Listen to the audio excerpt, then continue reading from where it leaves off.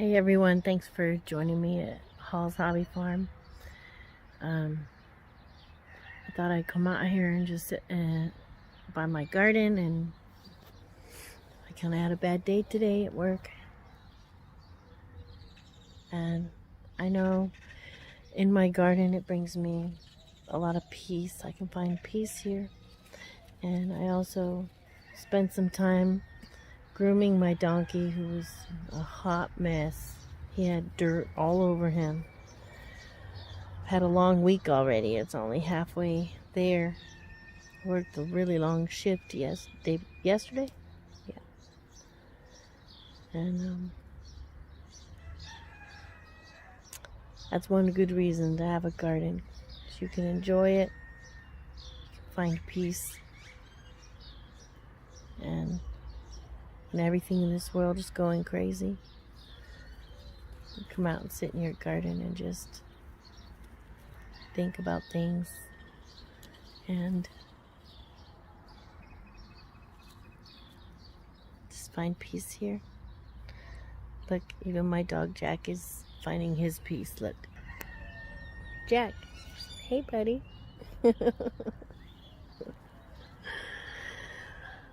My animals and my garden and my home bring me so much joy.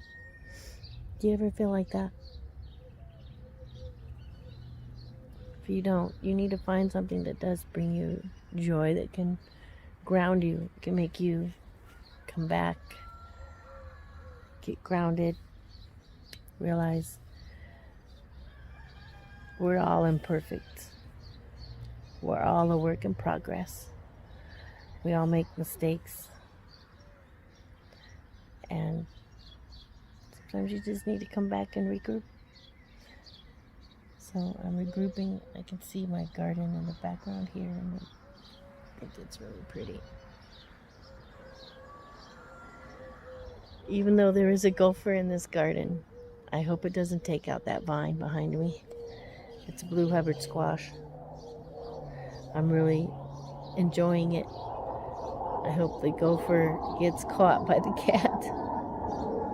Ruin all my hard work.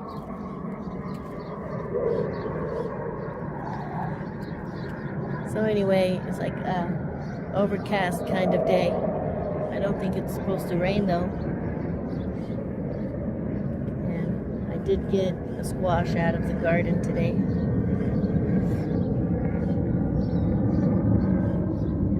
I've been working really hard at watering at night and trying to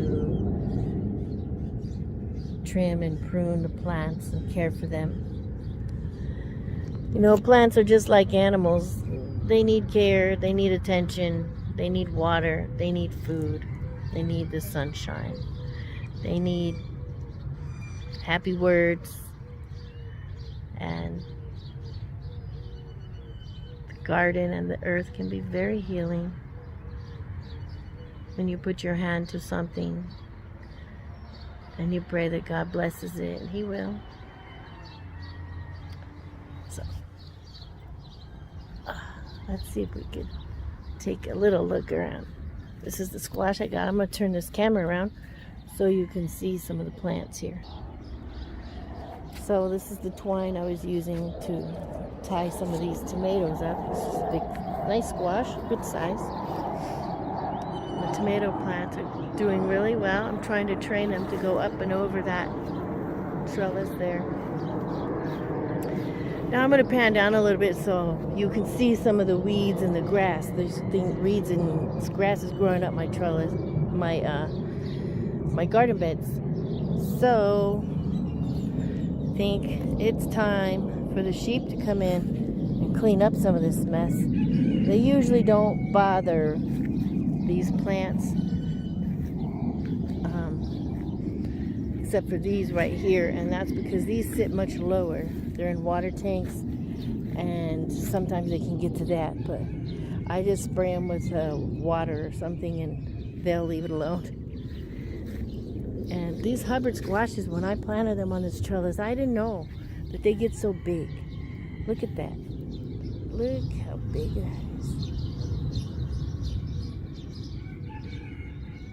These squashes are going to be huge. Here's a tomato plant. We got so many flowers on this plant. Look at this. Look at all these. Look at this big cluster. Look at all these babies. These are so neat because they turn, I don't have any completely black right now, but they turn deep purple where they look almost black. And then when they're ripe, they turn red with some blushes of purple.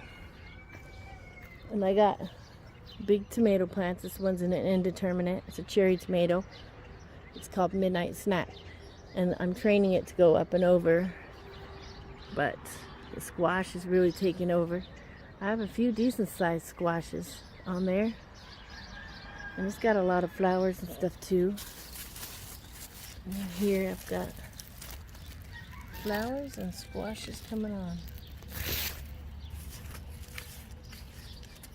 So we'll see how all this goes.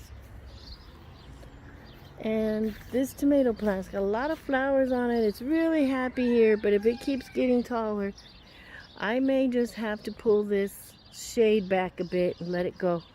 When they get big like this, their root systems are very mature and they tend to do well, even in the heat. And this is a sunflower. I love sunflowers. It's my favorite flower. I like to plant the sunflowers around the other plants because they protect and shade them. They share nutrients and water with them, and they're almost like parent plant. More tomato plants. This is a squash. I don't even remember what kind of squash I planted here. I don't think it's ready, but I need to do a little research. If anybody knows what it is, let me know. So, hope I'm not making you dizzy here. So these are some younger, smaller sunflowers. They're not going to get real big. And this is another squash plant. I suspect it might be another Blue Hubbard. And here's this tomato plant growing up and over this trellis. There's two of them. These are also indeterminate plants. It means they'll never stop growing until they get frost or they die of some reason. These are slicer tomatoes here, beefsteaks. Here's some cucumbers. They're going to be growing up this trellis as well. And this is cilantro here that I let go to seed. So I guess these seeds would be coriander, which I will harvest. And I think this is a different kind of squash. Oh, this butternut squash.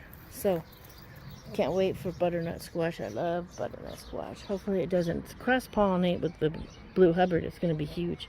Some of this stuff is just like taking off. I gave it some seaweed and it's going nuts. So the next thing I'm going to give it, I think, is fish emulsion. Anyway, so that's all I have to say today. I'm going to go inside and try to get some sleep. Thanks for listening. Thanks for being there.